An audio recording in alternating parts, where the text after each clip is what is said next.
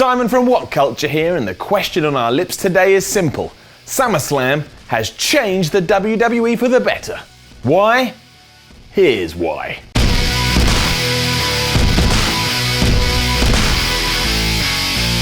Now, we all have our opinions on what happened between Brock Lesnar and Randy Orton just a little over a week ago. Some people loved it. Other people thought it was far too brutal. But either way, both are fair arguments. Well, unless you're one of those internet people that just shouts wrong instead of coming up with an actual debate. You're not fair. In fact, go away. Shoo! I don't want you here. Go on, away, away. Anyway, there's definitely a pros and cons list for both sides, but a definite thumbs up was that after it was done, everyone was talking about it. And not just because we saw a man maul another man, maybe to death, but because when it was done, we all looked around and went, was that meant to happen? In many ways, that should be the goal of any pro wrestling match. In 2016, we're all aware of what we're watching, be it WWE or any promotion under the sun, that are all lovingly involved in something called a work. If that does bother you, what are you doing? Stop watching right now. Find a new hobby, like gardening or something. Gardening's meant to be really good. It's true though. If any wrestling promotion can make you question what you've just seen, then something very good has happened. Not just because of the chatter it creates on social media, but because instantly you need to know what happens next, even though currently you don't know what's going to happen next. You've got to tune in to see.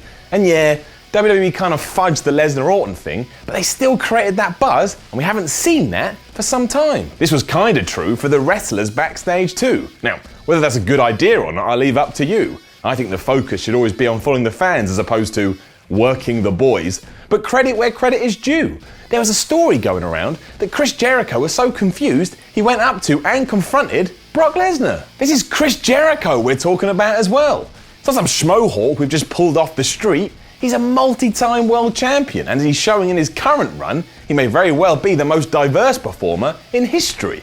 The king of reinvention. But if you can get him, you're damn sure going to confuse a large portion of your audience, and that's exactly what happened when SummerSlam went off the air. Was Brock Lesnar meant to beat the crap out of Randy Orton? Did Brock Lesnar go into business for himself? Is Randy Orton dead? After a few days, it was obvious to work out, but at the time, everything was perfect. You could say it was lightning in a bottle, a well-designed plan by Vince McMahon to get Brock Lesnar over as an even bigger monster than he was before. But there's plenty of evidence to suggest that this was a catalyst for significant change going forward. Put 24 hours on the clock and get to Raw, and yeah, WWE had dropped the ball a bit with the Lesnar fallout. But that aside, one match between Sami Zayn and Seth Rollins yielded one very specific moment. When Sami landed on his ankle, he acted like he was really hurt. Now, and that's the point of pro wrestling, but this was different. It's been well documented that selling today is not the art form it was years ago, right down to performers being told not to sell injuries during their entrance because fans have paid good money to see a show. Now, I like to think that's not true, but when you watch the programs and have that in mind, is kind of true. Here though, Zayn acted like something had gone wrong. And you know what? I bought it. And a lot of you bought it as well. You know why? Because the previous night, Seth Rollins had injured Finn Balor. And before that, he'd injured Sting. And before that, he'd injured John Cena. So we were all sat there going, oh no, not another one. It had become a thing. And again, you could say it was just right place at the right time, but that thought process hits a serious wall when we jump to talking smack. Creating as much if not more buzz than everything I've already mentioned, The Miz and Daniel Bryan got into a back and forth that was so heated, we all worked ourselves into a shoot.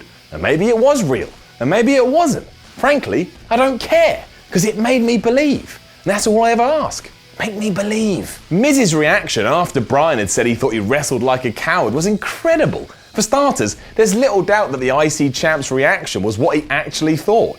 Whether the two had decided to verbally go at it beforehand is irrelevant. Miz responded how someone in his position would respond. Furthermore, Bryan walking off was just the icing on the cake. Maybe that wasn't planned and he just got sick of the Miz yelling in his face. Seeing the opportunity to add a welcome twist to the angle, he stormed out. And within seconds, everyone was asking the same thing. What's real?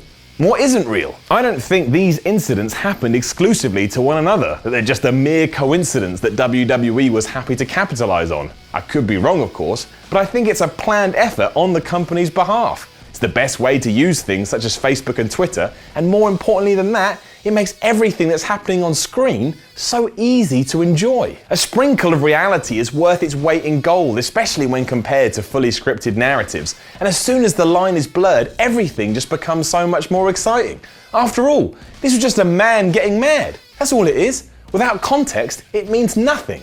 But with it, it means everything. Throw in Samoa Joe's maybe it was and maybe it wasn't dislocated jaw from NXT Brooklyn 2, and this kind of stuff is oozing from WWE at the moment, and you know what? Long may it continue. I get you can't be as successful with it each time, but at least give it a go. Right now, I can't wait to see what The Miz is gonna do on SmackDown, and trust me, a week ago, I couldn't have cared less what The Miz was gonna do on SmackDown. It's too busy wondering what Ryback was up to. Selling supplements, apparently. If we get a few months down the line and we're still having this conversation, then the ending to Lesnar-Orton may very well be one of the most important outcomes in years. Every significant change has to start somewhere, and if this was it, it was fine by me. Besides, got to see Brock Lesnar elbow a man's head open. That was kind of cool. No? No? Oh, sorry, no. No, that wasn't cool. That was really bad, and it shouldn't have happened. But, you know. It's a wait and see scenario, of course, but right now, I'm waiting and seeing with loads of excitement. If once a week I have to go on the internet to try and piece together what's happened on TV, then the WWE product is gonna become unmissable. I'm willing to make that effort, as well as find out what other wrestling fans are saying. I like it. Now don't forget to let me know what you think about all this in the comments below, and then don't forget to like, share, and subscribe. You can then come and join the bald-headed revolution on Twitter at SimonMiller316. And of course, full heads are welcome. You're welcome as well. Now go out there and live your dreams, because I believe in you. But I don't Bo-leave in you, because apparently Bo-leaving these days means going on a plane drunk and singing Lion King tunes. Don't do that. It's not going to work out well for anyone. Don't do it.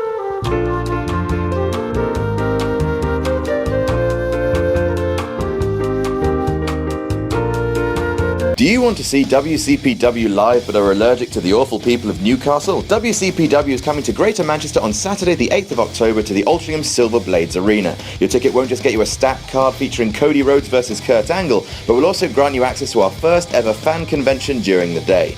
Meet the WhatCulture guys, have photos with your favourite WCPW wrestlers, a host of other surprises, and VIP members will get to meet Kurt Angle and Cody Rhodes in person. Tickets can be bought at wc.pw.